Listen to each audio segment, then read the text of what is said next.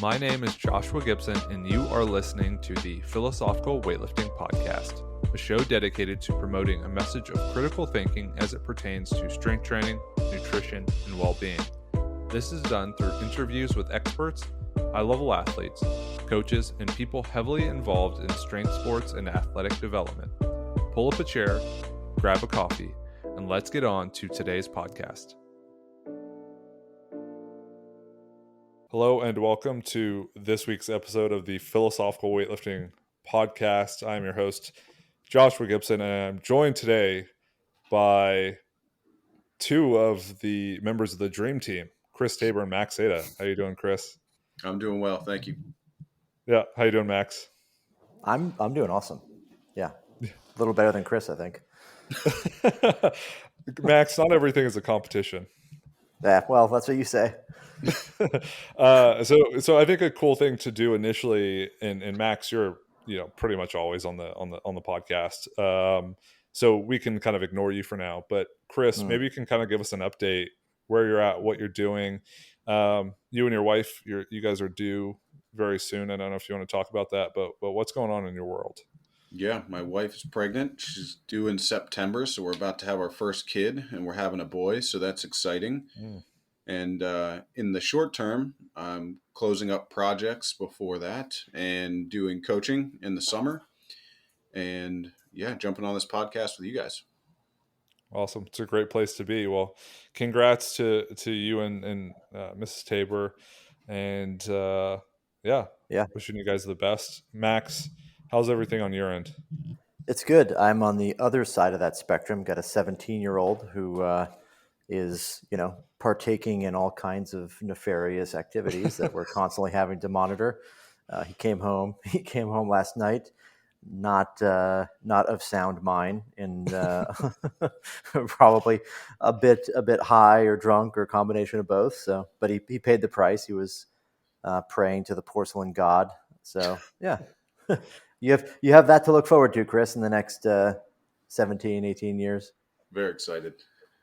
Yeah, well, you guys only get one child to deal with. I'm at the high school with a room full of 20 to 30, 14, 15, 16, 17-year-olds. So a bit of an abbreviated exposure to it. And that's part of the reason we wanted to do this podcast, honestly. And I think one of the reasons, Chris, we wanted to get you on is Max is developing the weightlifting AI into something that can give you information about your ability to perform and your improvements in your performance. In our case, without a direct measurement. So without testing, say, a snatch 1RM or clean and jerk 1RM or squat 1RM, can we tell you or show you through testing different tests that you are more explosive, more forceful, maybe even more technical, right? If we have some sort of more technically minded test. And on my case, it's we don't really need to do 1RM. We don't really need to do a 3RM. But then how can we say you can jump higher, you can run faster, you can change direction more effectively? So we thought, who else better to get on than Mr. Chris Tabor himself? So maybe you can kind of give us a bit of a background because you were on the podcast a few times, but for people who haven't listened to those episodes, maybe you can give us a bit of your background when it comes to sport performance, sport physiology, and then we can start to get into how you're able to know what's happening kind of under the hood without direct tests or measurements. Yeah, so just like quick background, I've been at Sacred Heart University in Connecticut for 8 years. I'm now the graduate program director for exercise and sports science. And I got my PhD at East Tennessee State under Michael Stone. So it's all things sports performance and sports science there. And they specifically have a really integrated athlete monitoring and testing plan built in.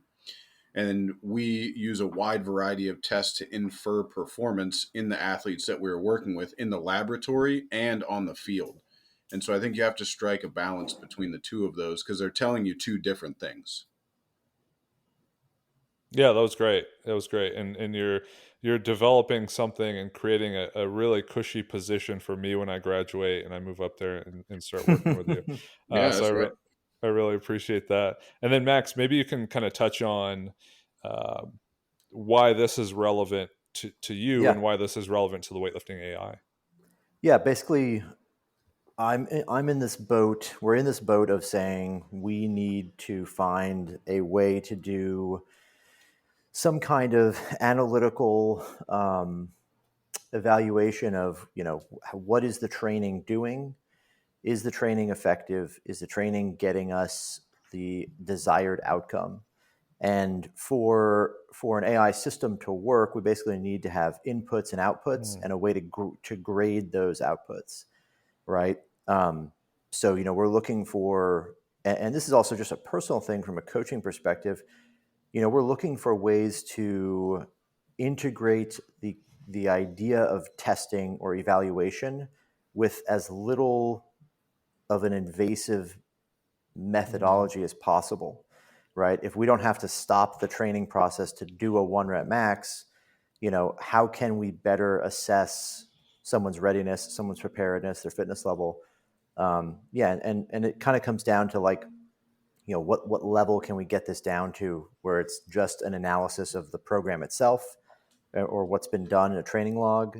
What's the level we can get to when we monitor things, with maybe a video, et cetera. So like we're kind of trying to figure out how do we integrate testing into the actual methodology of programming.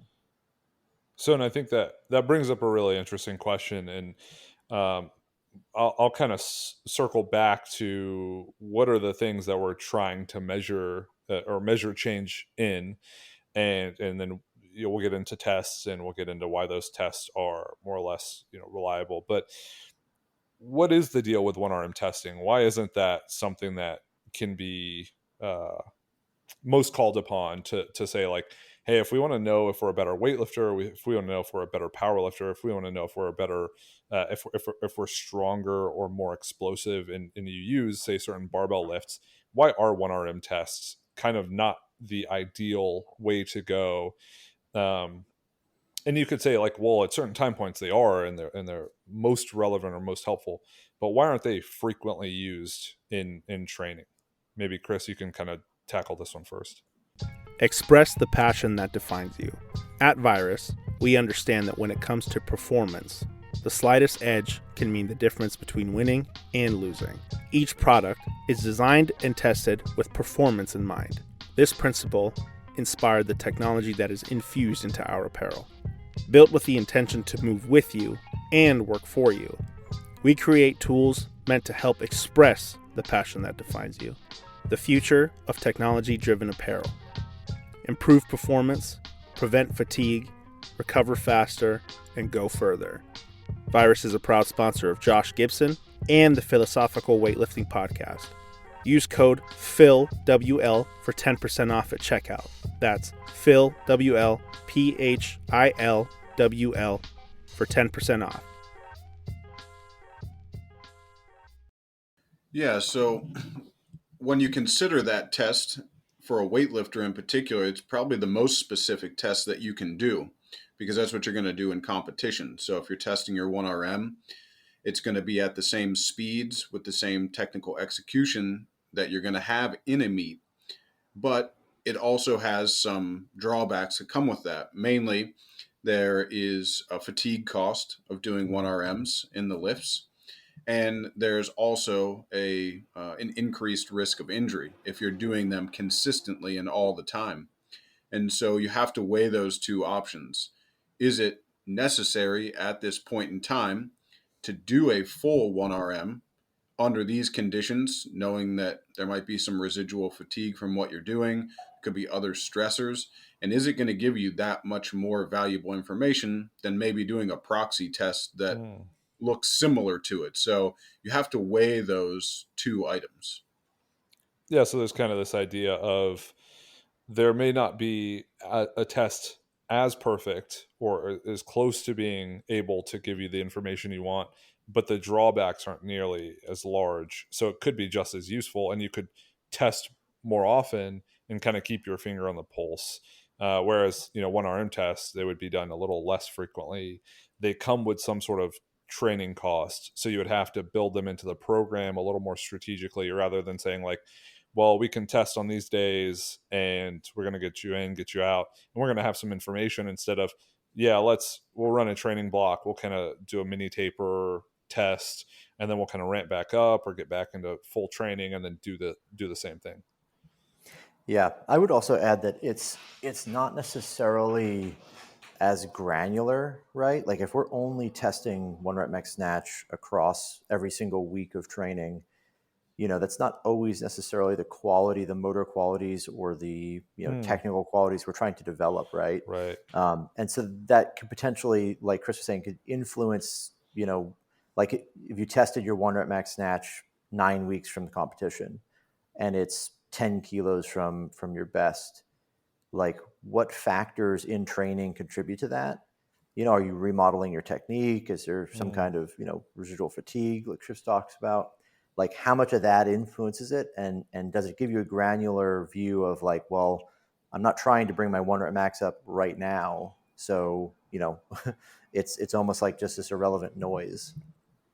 Yeah. And I guess I didn't even, I mean, I've thought about that, but I didn't really connect the dots until you mentioned, maybe it's not always that's not the most relevant test, because it's not the actual ability or quality you're trying to develop. So if you're focused on building the ability to tolerate work, or to build a work capacity, and then you're saying, but let's test our 1RM snatch or clean and jerk, it's kind of an irrelevant test at that point. I mean, it's the most specific to the sport, but it's not the most specific to the quality. So I guess it would require a longer term perspective or view to be able to give more context to, hey, this is the test we're using, and this is going to give us the most direct information to what we're trying to do right now, which is at some point build a 1RM snatch or clean and jerk, but not at all times.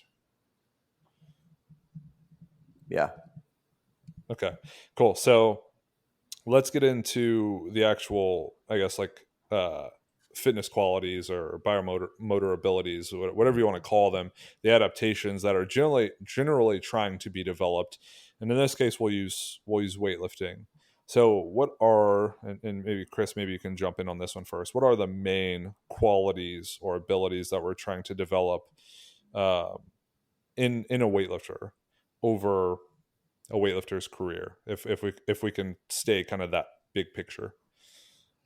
Yeah, so on one side, you have your technical analysis that you would use, and you would analyze the technique in a wide variety of spectrums and across all the intensities that you would have. And, that's something that you're constantly working on, is the refinement and development of the technique. So you probably have a technical model that you're working from and refining it over time. So that would be the first step. And then underlying those technical executions are going to be physical qualities that you're going to try and develop. So in this case, there's going to be an interaction of your maximal strength, which needs to be present because you're trying to lift heavy weights. But there's also a speed component, and that's related to velocity. And if you're combining those two together, the thing that underpins weightlifting performance is ultimately going to be power production.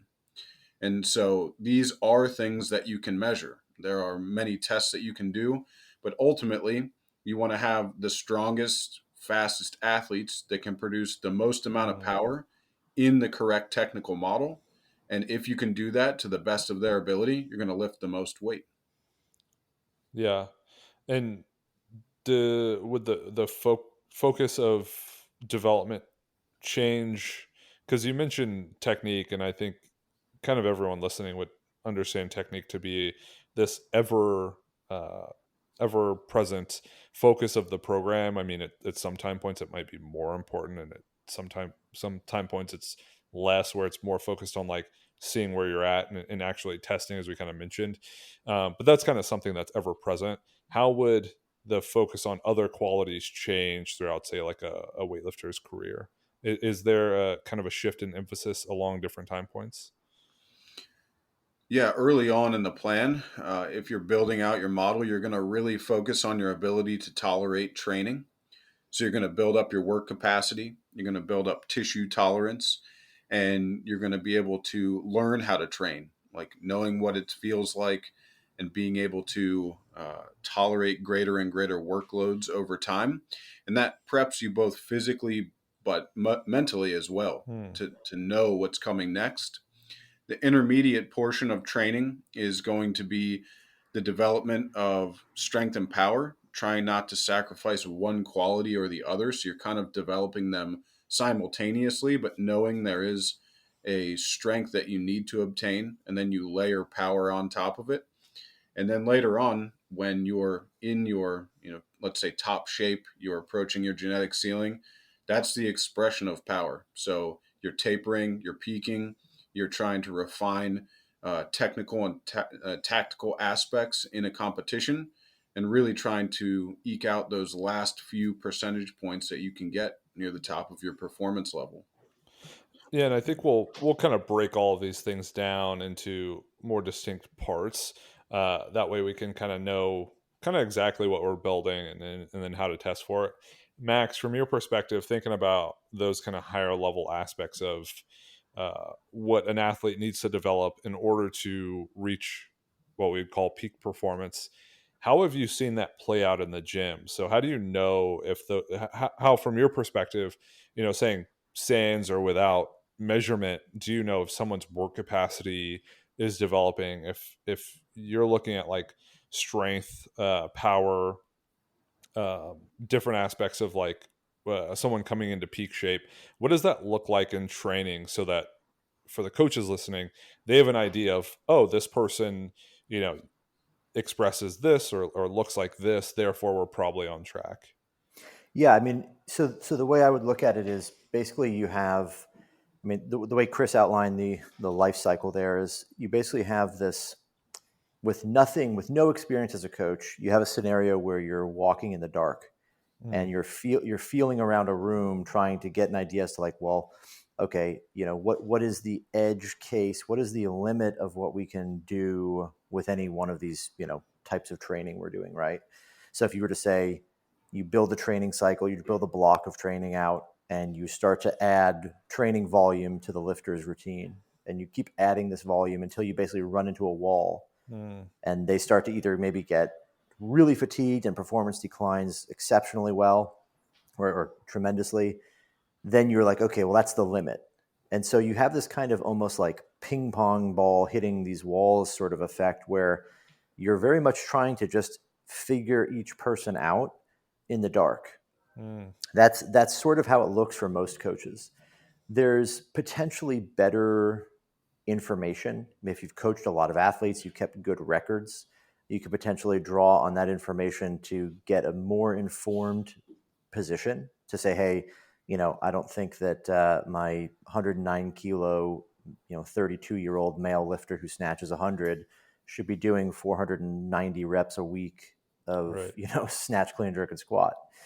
And so, you start to build a little bit more of a boundary there as to say, okay, here's around these approximations of what we should or shouldn't do.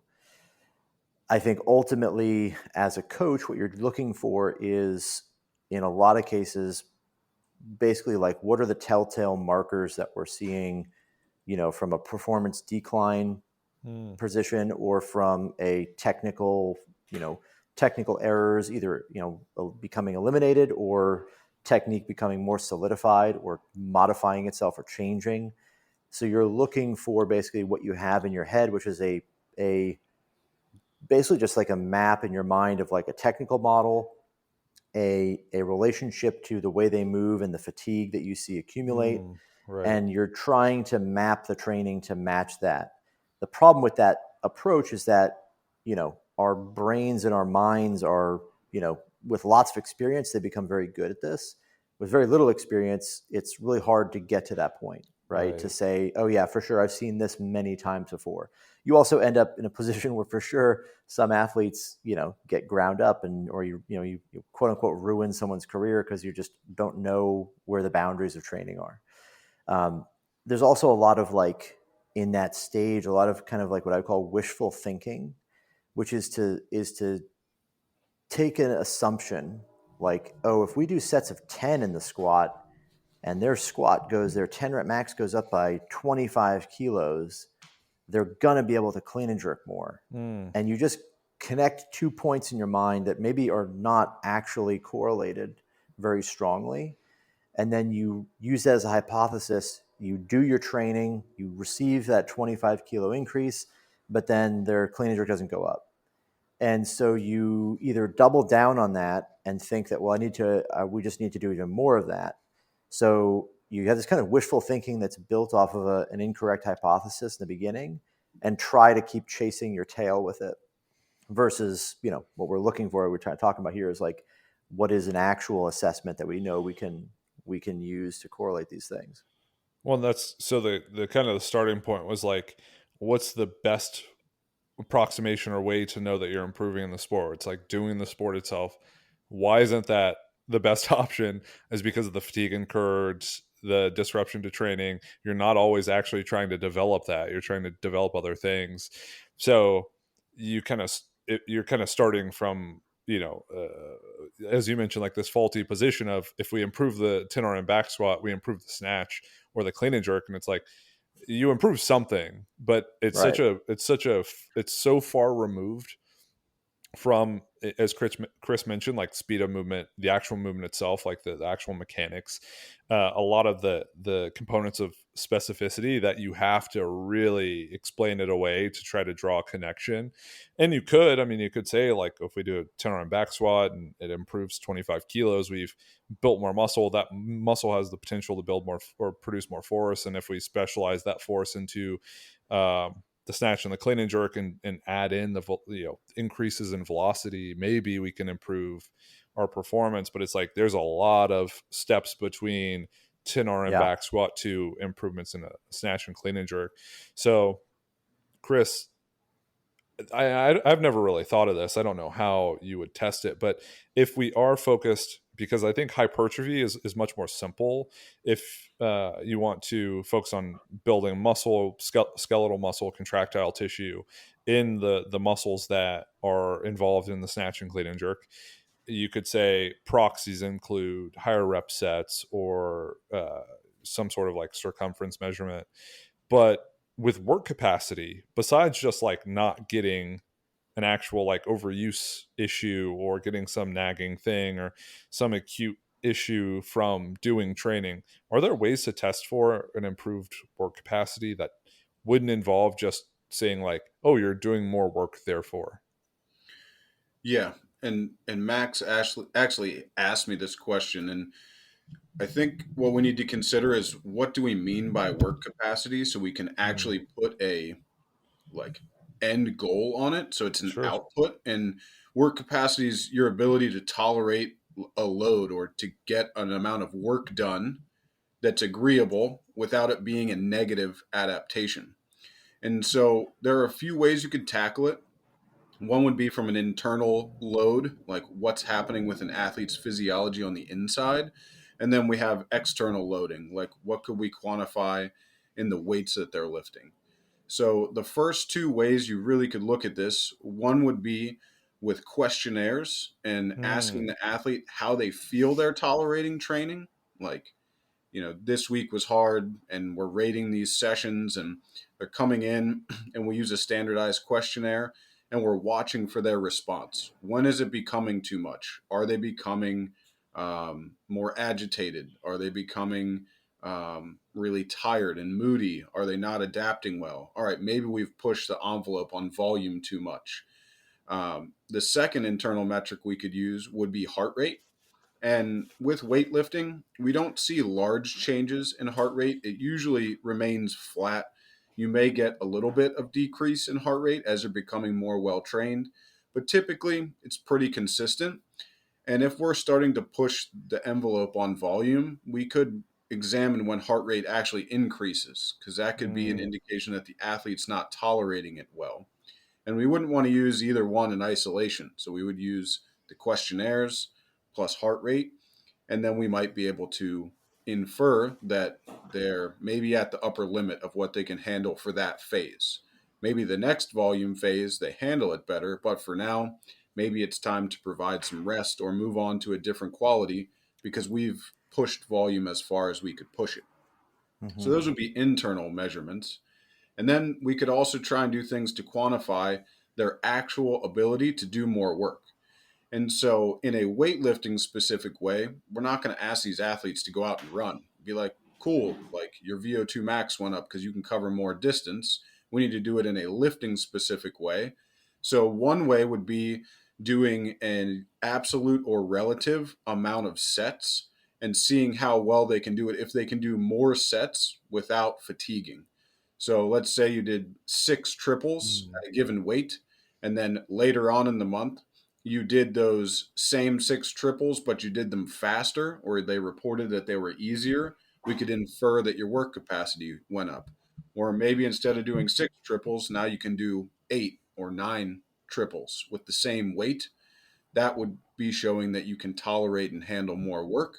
And those would be some ways that you could test and actually quantify that someone's work capacity went up without, causing undue stress or really interrupting their training that much.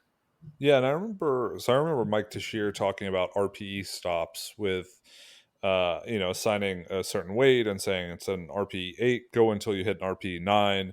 And he said that generally it wasn't something he would go toward because what he found is it mostly just developed work capacity, so people would be able to do more and more sets. It didn't really change their like 1RM performance. And I guess when you were explaining that, I almost thought of like repeated jump ability or repeated sprint ability. So it's like someone who does, three jumps or 4 jumps in a row and can maintain kind of the same measure, like metrics across each jump without seeing a drop. So either like height or if you look at like velocity or something. So it's kind of the same thing, I guess, with lifting. It would be how many sets at a particular weight can you do before velocity drops significantly or RPE rating kind of spikes, and then you see a huge drop off, or maybe you do sets of 10 across in a certain exercise, and once reps really tank. Would that kind of be an indicator that like, oh, that's their ability to tolerate or do that much work at a certain level, and then if we can maintain that across more sets, their work capacity is improved? Is that kind of the idea? Yeah. And that would be an example of your relative work capacity because you use the same weight. It would be different, let's say, than if at the end of the block you added weight but did the same amount of sets, then your absolute work capacity went Gotcha. up because now you've handled a heavier weight for the same amount of reps.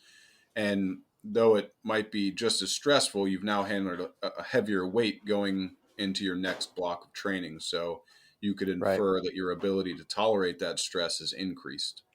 Would it ever be relevant to do this uh, from more of like a muscle focused standpoint versus like a movement focused standpoint? So say let's use the quads, or maybe the hips, like the glutes or the hamstrings or certain muscles, and like test those on maybe like a leg extension versus using like a squat pattern, or using something that's like more global and more skill based. It's definitely a test for that quality, but for the sport of weightlifting, I'm not sure how applicable it could be Gotcha. unless you're very far out from competition. Like this is like your first block back and you just need to get a baseline, or someone's been off for a time period. You could do isolated joints and then do like repetition as many as you can at a submaximal weight. That would be a way to do it. But I'm not sure that you could infer performance changes other than that muscle group now can tolerate more. But that quality is so far away from what we need in weightlifting, it may not be that beneficial to measure. Yeah. Okay, that Right. makes sense. And then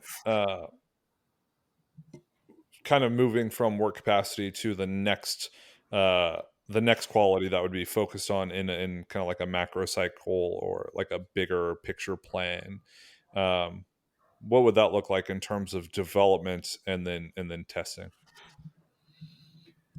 Yeah, so the second phase, if you're working your way through, usually after your work capacity is higher, you try and layer on strength and maximal strength on top. So In that case, you're shooting for a development of your dynamic strength. And this in the field would be measured with a 1 rep max, or with, repetition maximum set for a given exercise. And it's typically the strength lifts. We would do these, and that would be one way to measure it, is just do a 5, 3, or 1 test, and then you'll know if it got better across the block. So test in 1 week, run a training plan, and test again. Really easy, cheap way to do it. If you go a little bit deeper and you have someone that has a lab, you can actually quantify maximal isometric force production by doing an isometric mid-thigh pull, which would directly relate to weightlifting.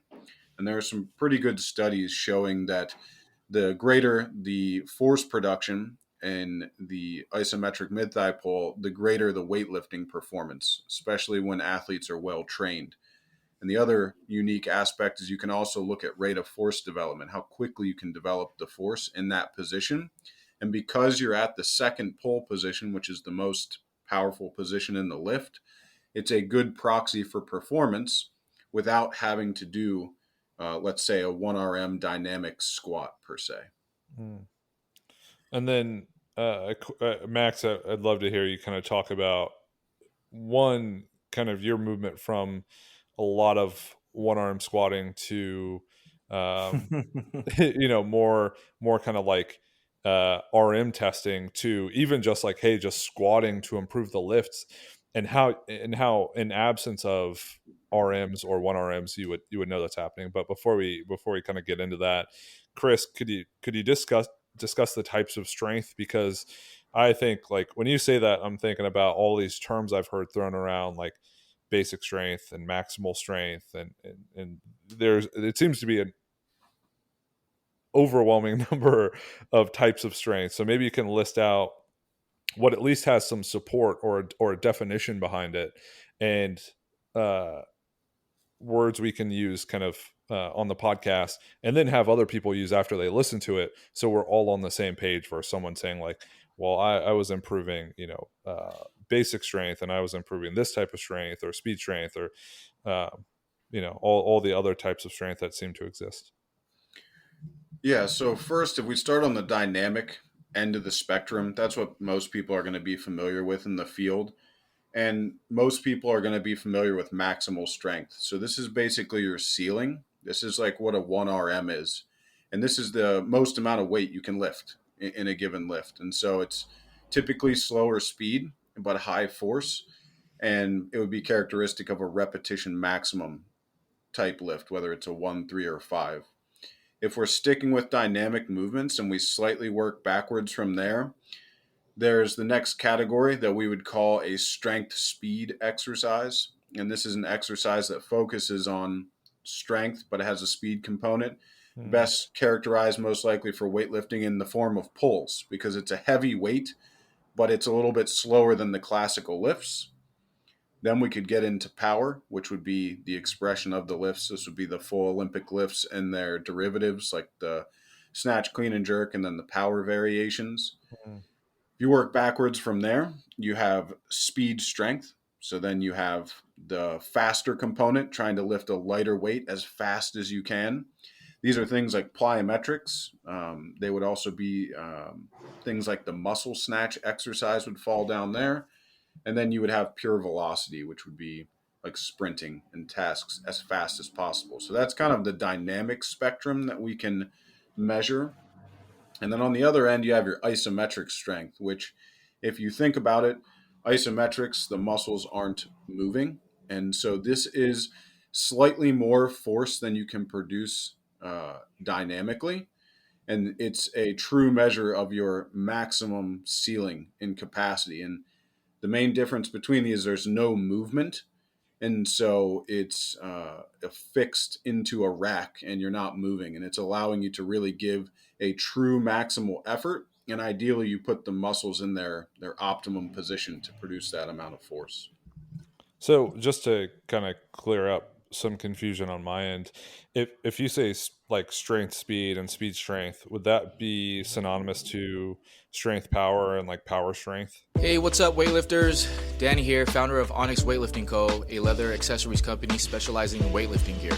In our shop, we make gear that doesn't get in the way of your performance because we understand that hitting lifts requires your full attention.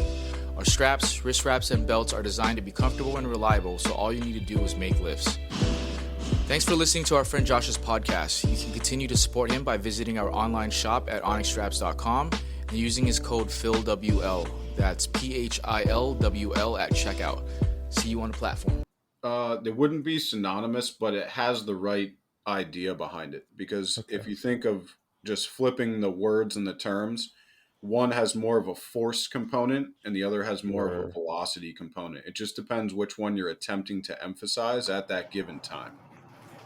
I have a question. I've got a question on that same topic, or that same line to clear up. Basically, could you consider this essentially? It's like how much force you're producing with a bias towards velocity. Correct. Or really, you have two qualities, right? Is force production and the velocity of movement, and because there's no oh well, fuck, dude, you were gonna train strength speed, but you were at 79.5%, and that doesn't get trained until 81%. Right. It's a spectrum, right? Correct. Of like, yeah, are we biasing towards the strength, the force production component, or the velocity component? And it's this kind of fuzzy spectrum between those two that you're like almost all of weightlifting kind of exists. The snatch and the clean and jerk training is kind of within that spectrum. You're biasing the strength component more, or the velocity component more. Exactly. There's no hard line where one is to the other. And even within each exercise, it can be done in a slightly different way to focus on a quality. And so you could squat for force production, or you could also do speed squats with a velocity bias. So even within each exercise, there's going to be a different focus, and the execution is very important. But yeah, one way that you could look at it in our case is what is the force we're attempting to produce and the speed that's going to be alongside it to develop the qualities that we want. So here's a question. Sorry to cut you off, Josh, but here's a question, because like one of the ways I've conceptualized the loading and the prescription of training load is to essentially look at these zones of intensity as like, okay, let's say we have a normal distribution between everything from 70 to 100%, right? All these zones of intensity. If we have an athlete who moves slowly, or who moves with great technique and moves really well, but has a very low 1 rep max relative to that, really good skill, we would bias and we would shift the training load to bias more of the strength speed quality by increasing the amount of volume allocated to, the higher end of that spectrum, right? And vice versa if we wanted a different quality, right? So if we had an athlete that we wanted to have more of the speed or more of the velocity qualities, we would bias some of the training a little bit lighter, for any one particular exercise grouping, right? Snatch, clean and jerk, squat. And in different phases, obviously, we're emphasizing maybe a different distribution of the load to accomplish this. Does that make sense? Yeah. Okay. Cool. Yeah, I think that's a great way to conceptualize it. And when you're choosing exercises for the qualities that you're trying to develop, it's a good thing. You're never completely away from any of them, but it's where you're distributing the various qualities that you want. And I guess that's what I found. I guess that's what I've found confusing in the past, and guilty up until this podcast, is you don't really think of force as like this singular thing, and you're just thinking about its expression across a certain amount of time, and that creates a distinction. Because when you hear, at least when I hear, like, oh, there are these 5 different types of strength, you're like, oh, it almost feels like 5 different things, and it's actually just like the speed or the time component at which force is expressed. or I guess Yeah. like the amount of force or the amount, of time that it crosses. I never really conceptualized it like that. And then you just kind of layer on these like generic or kind of broad distinctions and say like within this time band or within this amount of time or within this speed, we would call it this, and we would kind of break it up, because it just feels kind of weird when people say like I'm developing this type of strength, and you develop it at like zero point 0.5 to 0.75 meters per second, and it's like, well, you're just developing the ability to produce force more or less quickly, or to produce a maximal force um, over whatever amount of time, right? If it's kind of unlimited or just like open ended, it's just to get maximal force. So actually, thanks for clearing that up, because it just helped me reconceptualize strength and the different It's classifications. Yeah, it's interesting too, because you could bias exercise selection towards these qualities as well, Yeah. right? Like if we know that hang snatch, like the velocity of the hang snatch is slower than a classic snatch at the, any given intensity, would it make sense that we bias those for an athlete who needs more? We maybe reduce the emphasis of that exercise in the program for somebody who is slow, right? Or potentially, we select for certain exercises that maybe allow us to augment like velocity, like maybe a deficit snatch is slightly faster in the Mm. second pull because of the time they have to accelerate the bar. And so that can be done at the same intensity with slightly higher velocity bias. Does that make sense? Yeah, and I think it's interesting you say that, because I remember when I first started lifting with you, you pointed out the difference between Shikasia and I, which is, there are many obvious differences, if people couldn't pick up on it. But one you can see and hear is like the way she accelerates the bar with her legs, and the way she's able to apply speed to the bar. And it's like she turns on a gear when it gets to her hips. And you watch most people, and it's like it's kind of all one speed, and there's not that like explosive part when the bar reaches the power position where they're really able to kind of jump it up and jump it into the overhead position. And through your kind of wizard like programming, I felt that like ability to apply speed and then maintain it with the upper body, or at least like contribute to, or involve the upper body more. And it's noticeable, and a lot of that happened through the choice of the right exercises. That one improved coordination, and improving coordination allowed for like a better application of force, and maybe a more rapid application of force to influence the speed of the bar. So kind of like, I think coaches can kind of intuitively do this. They're like, that guy's kind of slow. Maybe we should do unbroken squats to work on accelerating out of the bottom and just maintaining speed. Um, or other exercises that require, maybe a squat to press, where they go into the bottom of a squat and they go up into it's like a thruster like exercise, but they have to accelerate through the squat and through the top of the squat. So they're working on developing that a little bit more, where it's almost like it feels like a technical fix, where in reality it's more like an application of force fix. So I Yeah, find that yeah, very interesting. And then yeah. Max, I did mention this way back before he got into the weeds with the classification of strength, but you are the uh, king of 1RM lifts. You did it for, I don't know, depending on the source, 10 years, 13 years. Yeah. You did 1RMs a lot. And now it's funny because you're almost Mr. I don't want to say you're Mr. Anti 1RM, but that's definitely not the well you go to when you're trying to get people stronger necessarily.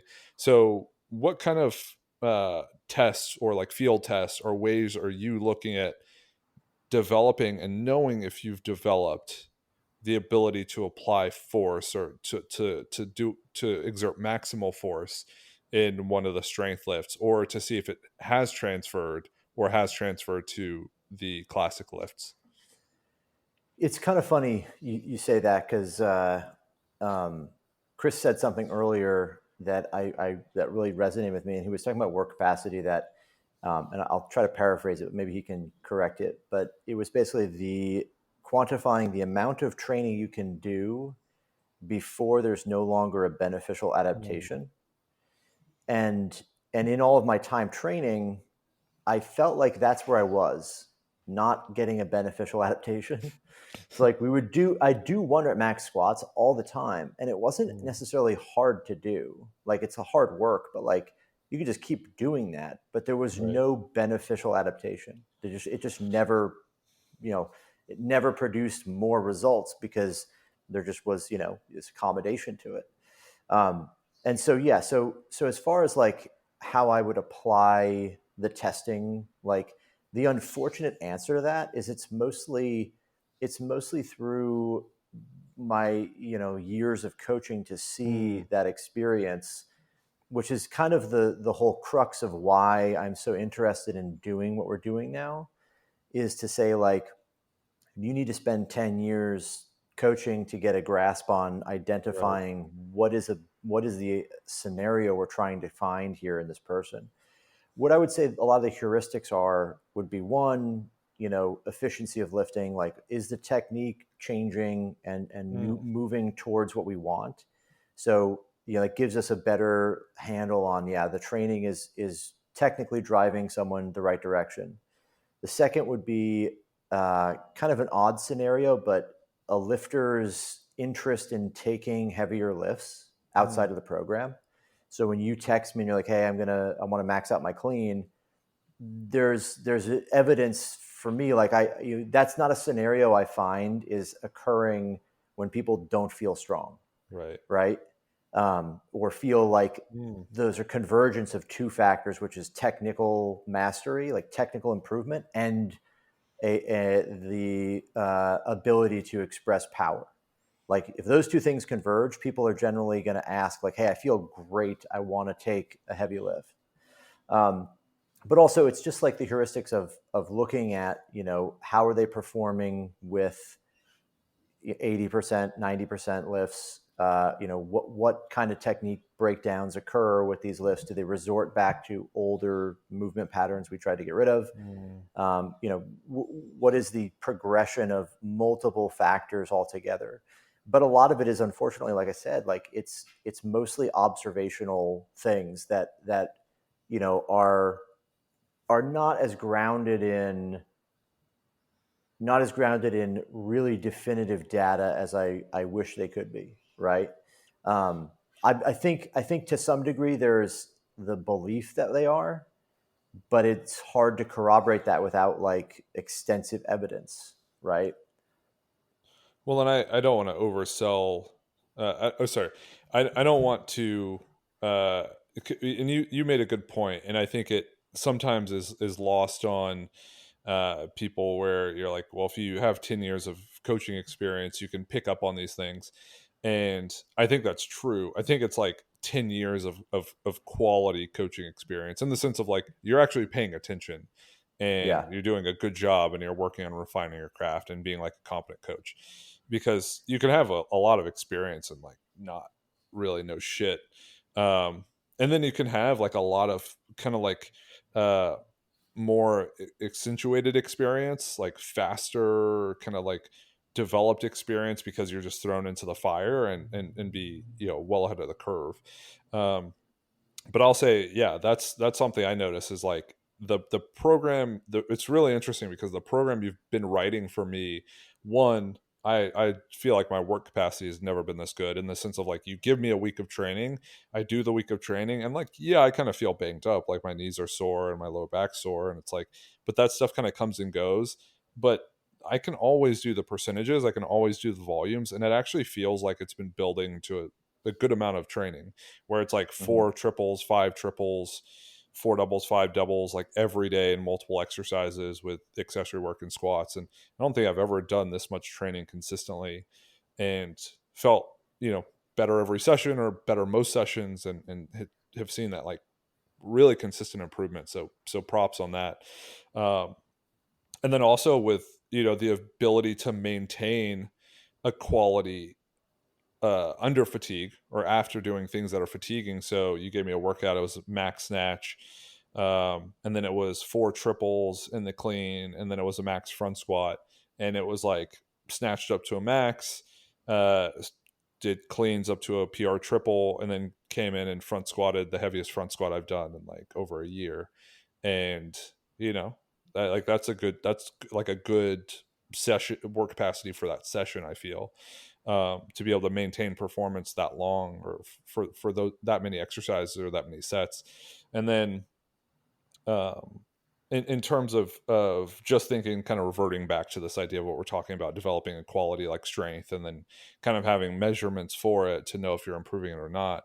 Chris, if we were to have some very simple tools, most people aren't going to have force plates. Most people aren't going to have a rig set up to do some sort of isometric mid thigh pull. But are there other tools that people could have or could have access to where they could look at changes in maximal strength, or changes in different types of strength, so that they can have a rough proxy of like, hey, we're not going to test anything. We don't need to test anything. We need to keep training. But we'd like to know kind of where we're at and keep our finger on the pulse. So what kind of tests would we look at to know if there have been changes or improvements in some sort of strength quality? Yeah, I think this is a good time to give some people some tests that they can infer performance and that are not too expensive. Because, like you said, being in the lab with force plates is not an option for most people. So, good proxy measure of your force generating capabilities that would be applicable to weightlifting would be something like a static jump. So, squat down to 90 degrees, you remove the stretch shortening cycle, and you jump as high as you can. It's your body weight. The higher you can jump off that dead stop, it's a good indication that your force production capabilities are increasing. It's really easy to do, and you can quantify static jump height fairly easily. There are some apps that you can use. Um, Computer vision is getting better, and so these are things that you can easily quantify. And then you can saying that your body weight stays the same. If you're jumping higher at the end of your block where you're working on force production, you could infer that you're getting better at handling your body weight, at increasing it. And that's without the stretch shortening cycle, which we'll talk about in a little bit. So that would be one way to quantify it.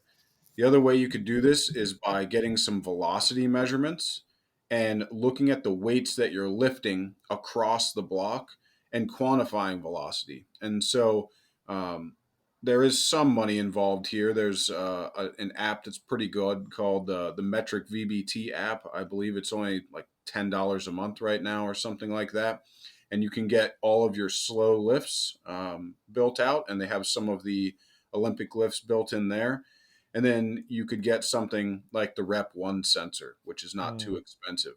So all those would be some, pretty cheap and effective ways to measure. And then all you would do is explore your speed zones as you're lifting, and you would just track them over time. And you know that if you're squatting your 80% and it used to move at this given speed, and now you're moving it faster at the end of the block, you're producing more force in the bar. And so we don't necessarily have to do a maximum. You could just say, I did this set of 5 at this given weight, and this week I'm feeling good, and I crushed it, and the weight went up, or the speed went up. Or you could increase the load across the block and say, hey, I used to lift this weight at this speed. Now I'm lifting 10 kilos heavier at the same speed. Different ways to arrive at the conclusion that you're able to produce more force. And so those are some options that people could use to track their training in a pretty easy and consistent manner that doesn't really disrupt your training. One is just filming from the side, and the other one you hook a tethered item to the barbell, which is not very difficult to do. Yeah, and I'm not closing out the show, but I want to make this very obvious. If you're listening to this podcast and you are having the time of your life, which I assume you are, listening to Chris, Max, and I talk about training and all things training related, testing and monitoring, go ahead and leave a review, because I love this. I think it's great. And if you are a big enough strength nerd to also feel that way, just support the show. So I just wanted to make that painfully obvious. And then, Chris, I'm wondering, with the jump testing, so the static jump, I just got a just jump mat, and I brought it into the high school weight room. And the thought is like, okay, at some point we're going to have a testing battery, or we're going to get kids kind of jumping on it and start collecting some numbers or information across time.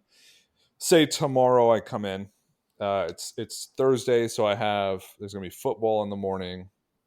There's going to be volleyball. There's going to be boys soccer. There are going to be these different teams that come in, and I want to try it out, and I want to try the static jump out. And I know there are a few things we need to consider. One's going to be the angles at different joints, which I think we probably measure the angle at the knee, and then we're going to have to look at the actual like tech or technology itself. So say you have a switch mat and you're going to use it. What sort of information is it going to give you? I guess, okay, let's rewind a little bit. How do you execute the test? And then how do you interpret the information that it gives you? Okay. So from a logistics perspective, to make this go as efficiently as possible, you're going to have all the students' names written down on your sheet in alphabetical order, and you're going to have them line up in that order. And that way you can go rapid fire, one after the other. Next, you're going to give them a PVC pipe. You're going to put it on their back in a back squat position to remove arm swing. Arm swing's okay, and for a lot of sports it's important, but if you want to just truly track with no need for skill and execution on the arm swing, a PVC pipe works really well. There are other times when you can remove it, and you could do with and without if you want to get wild. Then you would have your first student come up, and they would step on the switch mat. Then you're going to have them squat down to 90 degrees of knee flexion. You can measure it with a goniometer, or you can just look at their knee and guesstimate what 90 degrees is. You're going to have them hold that position for about a second or two to remove the stretch shortening cycle. Just going to let that energy dissipate. You're going to count them down, 3, 2, 1. They're going to jump as high as they can. The moment their feet leave the ground, the switch mat notices there's no contact, and there's a timer that basically runs. And it continues until their feet come back to the platform, and then that stops that counting. And what the switch mat does is it creates a jump height based on flight time, based on the time you spend in the air from start to finish. And so from there, you just write down that, and the next person comes on. That person goes to the back of the line, and you could do 2 or 3 jumps depending on the size of your squad. Usually you can get it done in about 5-10 minutes, depending on how many students are in there. Well, I know, Max, something that is unrealistic for most weightlifting gyms or weightlifting clubs is to have a linear, like a linear position transducer for each platform or each person. Like most people aren't going to have access to something that tracks velocity. So it's like, what's the thing that's going to be most effective for a weightlifting club? And I don't know if you've ever considered jump testing or different types of jumps and like using that, but is Chris and Max, does that seem like something that's probably most viable for like weightlifters and weightlifting clubs, given, generally the number of people, generally the cost of the equipment, and the amount of work and time it would take for everyone to kind of have all of this stuff either on the platform with them or to do it when they're starting their session? I just feel like right now, thinking through it, jump seem like the most kind of seamlessly integrated testing tool. Yeah, I think that makes the most sense. I think the convenience of the jump test is that you need no special equipment, right? Outside of I guess, yeah. I'm thinking about the AI, right? Sure. Yeah. With computer vision integrated, right? You don't need anything other than the phone to do the jump test, which potentially produces a great test that can be implemented every single session, or theoretically could be, including the day of the competition, with like a minimal invasive, potentially negative consequence. I don't think having an elite athlete do a few jumps before they, go to a competition is going to have a huge negative impact on them. But you could potentially get some very valuable information, that really would be useful. Well, I know, Chris, you've been working with Will Fleming on a paper looking at the muscle snatch as a form of kind of I don't remember if it was looking at readiness, but I remember you were looking at the muscle snatch and its involvement in looking at kind of the amount of power that a weightlifter is able to generate kind of during the pull. but I like to think of this stuff as like, how can we get, as much juice from every squeeze, and I think with jumps and with something like a muscle snatch, you're getting actually like decent training or useful training, or it's at least not negative training. I mean, you're not going to get worse from doing a few static jumps. It could be a beneficial warm up. It could be something that like, hey, it's also a training tool if you like do a few jumps and then you have a workout following that's more jumping or more kind of like, velocity based. And then with a muscle snatch, speaking from personal experience, in the sense of I've programmed it for a tremendous number of people and I've done it a tremendous number of times. It's just a great exercise for a weightlifter. So do you feel like that's something that could also be integrated and also like effective from that perspective? And maybe you can even, Chris, you can even kind of touch on that concept of having another tool. And I guess readiness would be different from kind of revealing the development of some sort of physical quality, like an aspect of strength, but as a staple in a weightlifter's program. Yeah, and I think you're getting to the thing when we're talking about testing versus monitoring, testing being a one-off and monitoring being a long-term investment.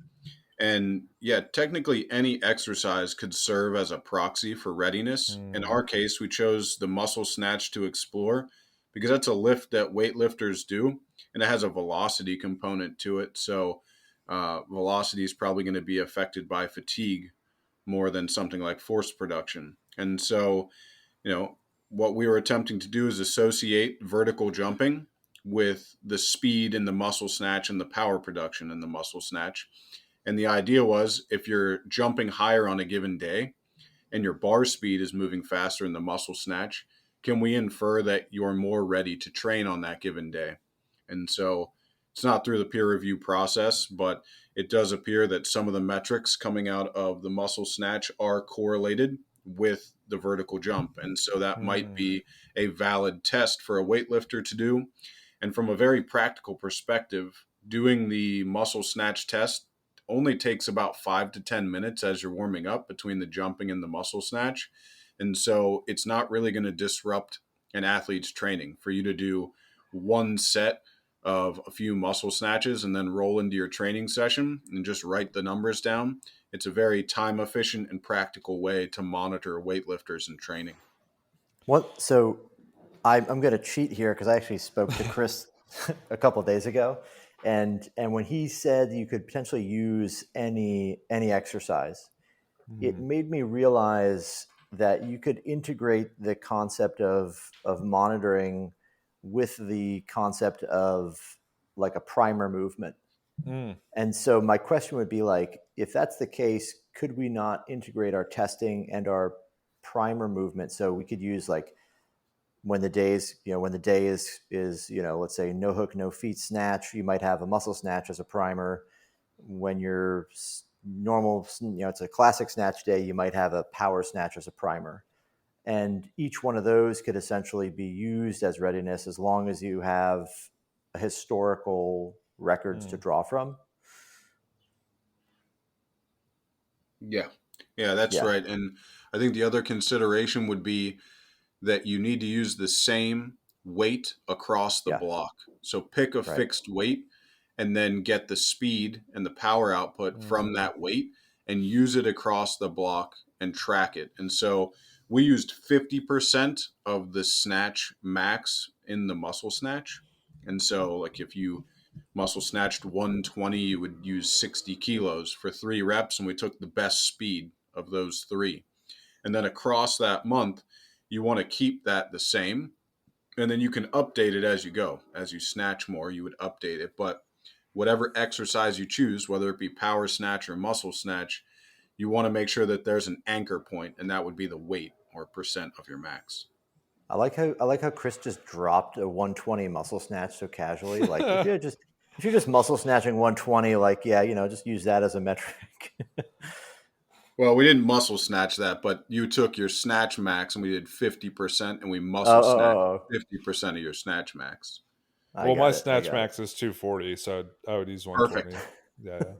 Lasha, I mean, he's not bad. I mean, he's second place, but whatever. Yeah. So I have a question based on this concept of peaking then. So with trying to peak a weightlifter, you're going to take more heavy singles, no big surprise there. Sometimes you'll hear this, and this is kind of, I guess, where the question is going. I feel like I was good for more than I showed during the competition. Like, I feel like everything kind of pointed to a better snatch and better clean and jerk and a better competitive performance. Is there a way to know kind of what your potential is without necessarily being able to realize it in the snatch and clean and jerk? Maybe because you mismanaged a peak. So connect all these dots. I'm a better athlete from a strength, explosive strength, I guess, like maximal strength, explosive strength, work capacity, all these perspectives. I'm better across the board, but I couldn't quite put it together. So with, in absence of seeing a 1RM change, is there a way to know like your performance capability as a weightlifter? Or is that actually relevant if you can't peak correctly? So let's work under the assumption that during that time, your technique is at its highest point and that you are at the peak of your technical execution. So your plan went well, everything was good, you technically were sound, but you felt like you could have done more. Here is where bar path analysis and slowing it down and looking at what occurred, and also deriving some metrics like power output and velocity might help tell the story.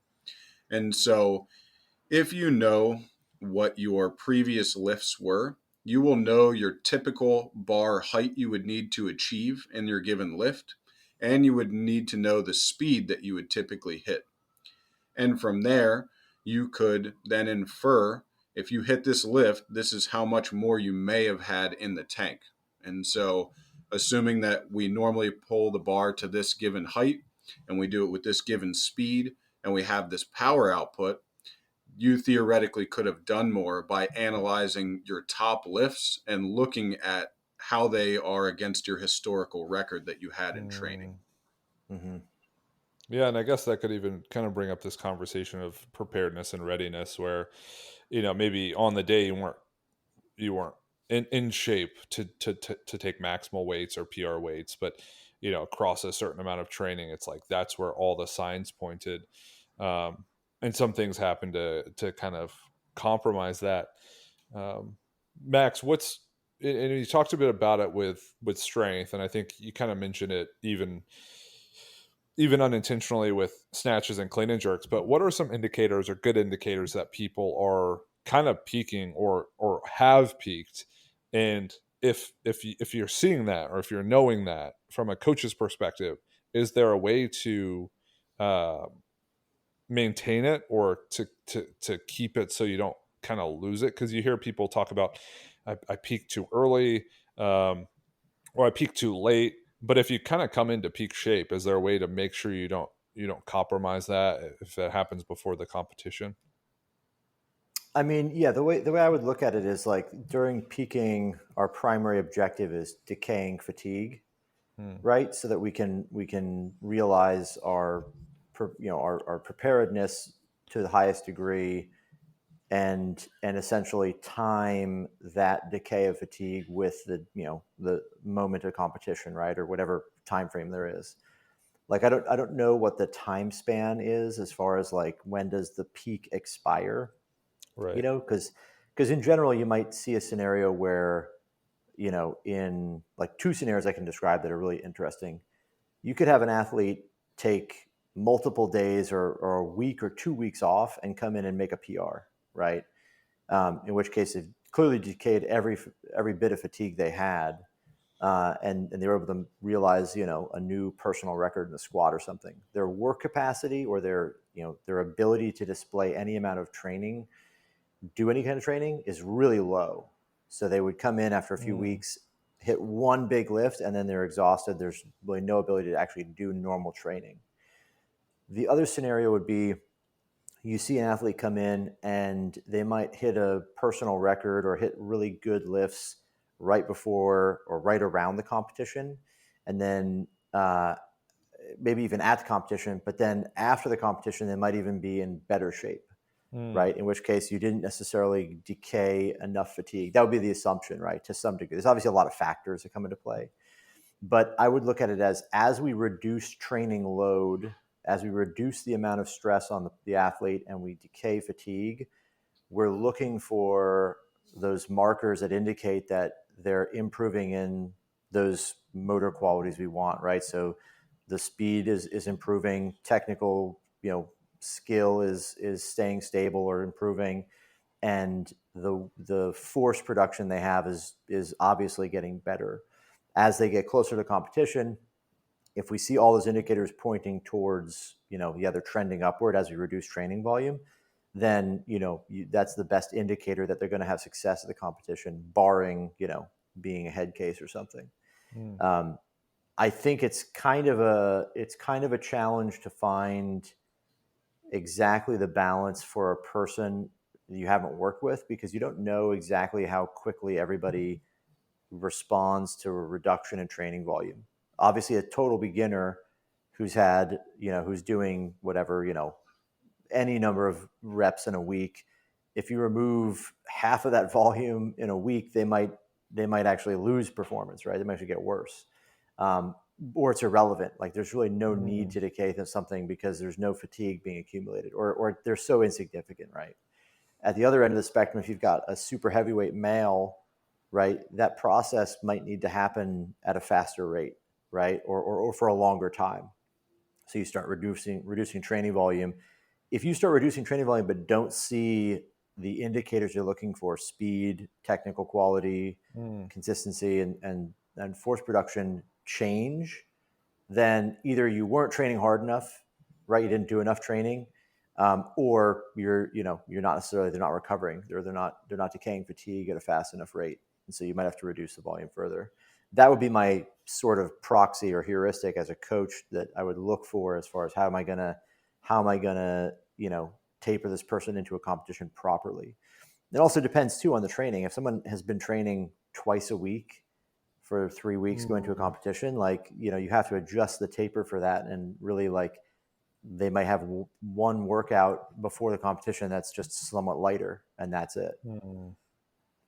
Yeah, I think that's great. And I almost wonder, from your guys' experience, if and I've seen this and I've heard this and I've kind of watched it unfold. But say you have a big week or a high stress week in terms of a lot of training, like higher volumes of training, more intense training, and then you have a down week, and then people feel absolutely terrible during the down week, but really good during that really high stress week.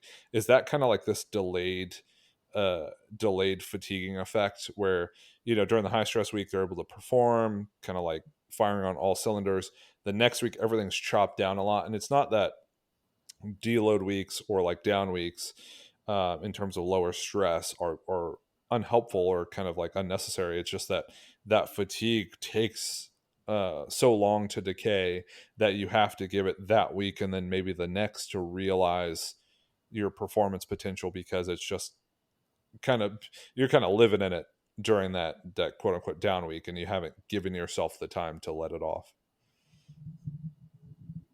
Yeah, I think that makes sense. It depends how far you push it before that week occurs. So if you did a functional overreach, they might feel terrible in that next week, and then their performance might climb up when they come back.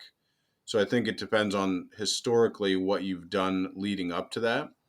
And there could also just be, the first couple of days, if you go really heavy and you end on that block on a Friday or Saturday, they could still be feeling the effects until, Tuesday or Wednesday in some cases, and they don't start feeling better until the following weekend just because of all the work that you did. Yeah. Yeah.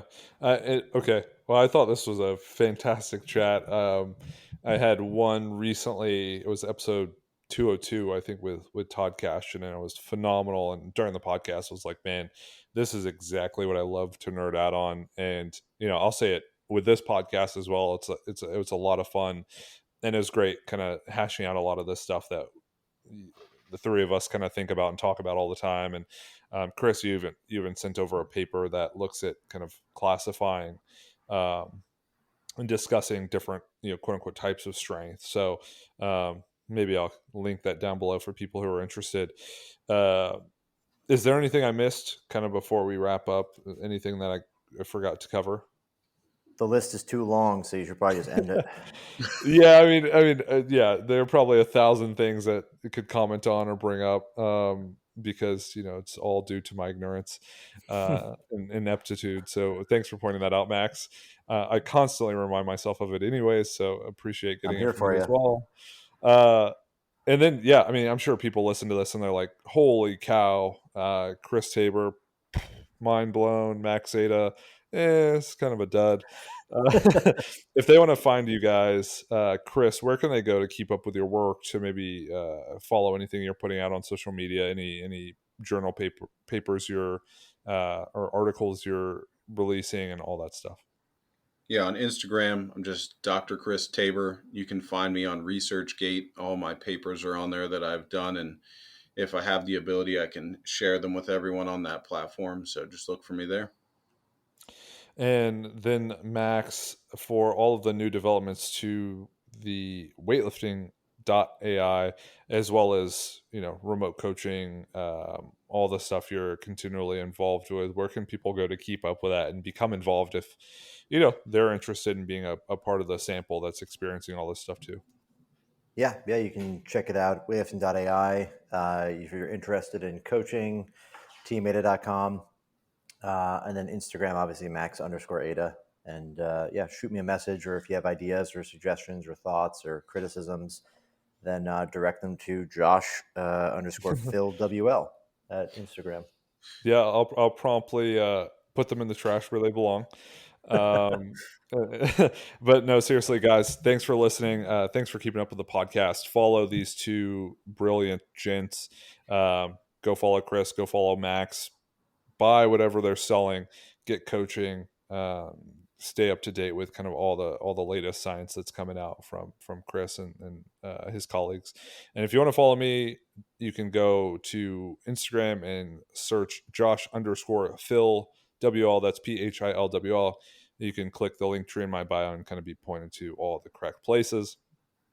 Again, we really hope you appreciated and enjoyed the podcast, and we will catch you guys next week on another episode of the Philosophical Weightlifting.